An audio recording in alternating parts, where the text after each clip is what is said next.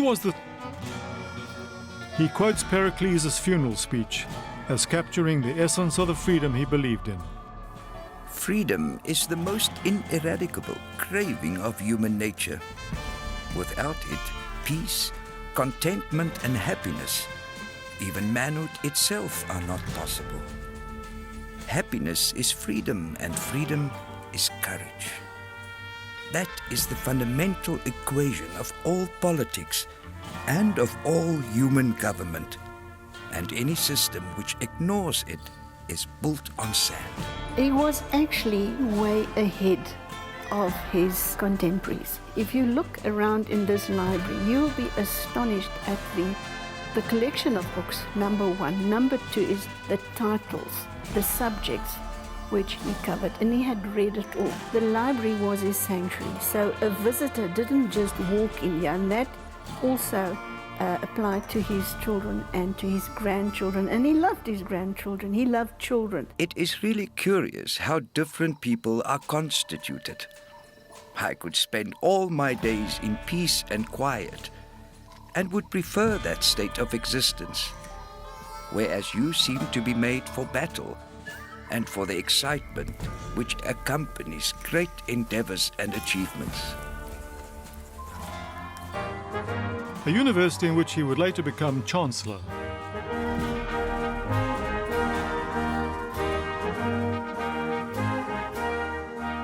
Another great turning point comes in his life when he is awarded a scholarship to study law at Cambridge University, where he is later hailed by a professor as one of the top 3 scholars next to Charles Darwin and the epic poet John Milton ever to attend Christ Church College.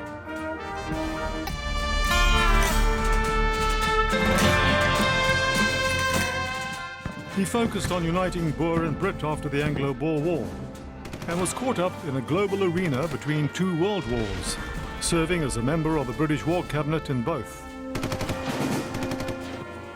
Fresh from a hard-fought war against the British, from whom his people had trekked into the hinterland to escape their rule, Smuts knows they will never now readily submit to black domination. This statue in the Drakensberg commemorates Piet Retief's daughter, who said that she would rather cross the mountains barefoot than submit to British rule. The Afrikaner dilemma was never adequately understood and still isn't. There's still people who think that they were somehow primitive. But the Afrikaners had been here for as long as white folk have been in the United States. They saw themselves as forming a nation that was no longer a colony of the Netherlands. Now, can you be a nation in a country where others are the majority? Smuts is the architect of South Africa. I don't think the country would exist at all if it wasn't for him. I really don't think union would have happened if Smuts hadn't held the thing together. His primary collaborator is Merriman. Merriman doesn't have the constituency. He can't really hold the Boers and the English together in the way that Smuts was able to. He's not easily defeated. He keeps trying, literally intergenerationally. He doesn't give up. The second big thing that Smuts was careful about, which this state is not, is controlling the wealthy. So what Smuts does, and there are many examples of this, the best is the Gold Act of 1907, which essentially nationalizes all mineral resources in South Africa. And after 1907, all the new mines that are built, all the new East Rand mines, for example, were built to the state as the primary equity holder. 50% of the profits or more, often it was up to 80% of the profits that was coming out of those gold mines was taken by the state. And those profits were used very carefully to build up good schooling, good healthcare system, good road infrastructure. The problem was, Smuts was also very good at drawing the boundary and saying the community that benefits from this will be primarily its residents in the cities, or spend a lot of money on the land bank as well, and helping white farmers.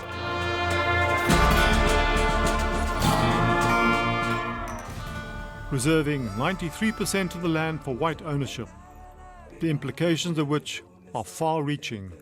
And in 1918, the Natives in Urban Areas Bill is drawn up, designated to force blacks into locations.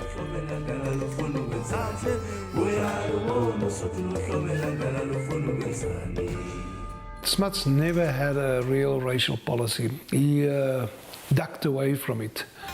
He was a segregationist all along the way.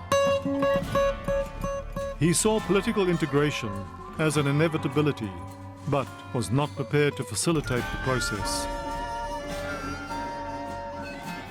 So he was a man of remarkable intellect and a man who had a deep appreciation for humanity. He was not a racist, he never was. And what today would be seen as racism should, I think, be seen in the context of the times in which he was forced to act. If he had promoted in Parliament some radical liberal motion, he would have suffered a vote of no confidence within 24 hours, which would have defeated him and probably much of what we know today. Smuts' segregation policies, which includes Indians having to carry passes, brings him into direct conflict with Mahatma Gandhi. Ironically, Gandhi, born into the same imperialistic world as Smuts, holds strong racial views for at least the first 12 years of his time in South Africa. In 1906, he wrote in an Indian journal,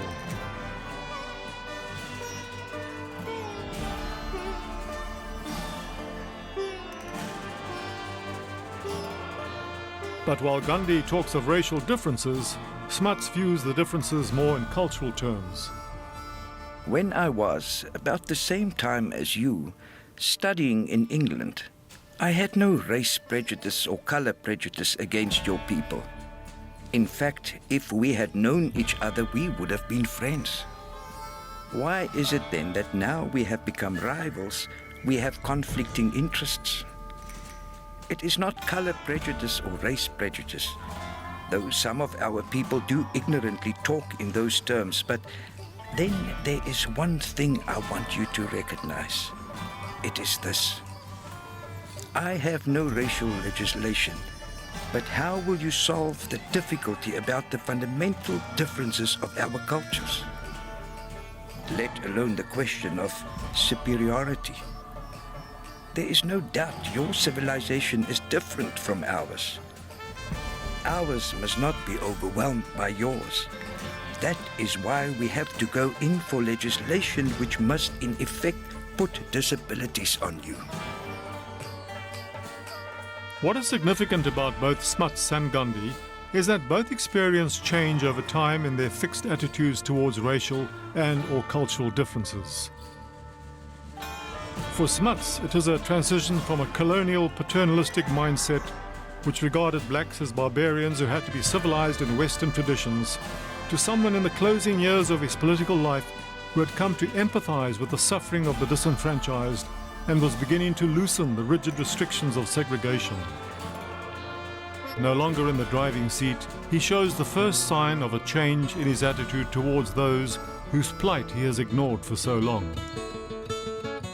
In a letter to Margaret Clark in 1931, he writes, We are once more in select committee over Herzog's native bills.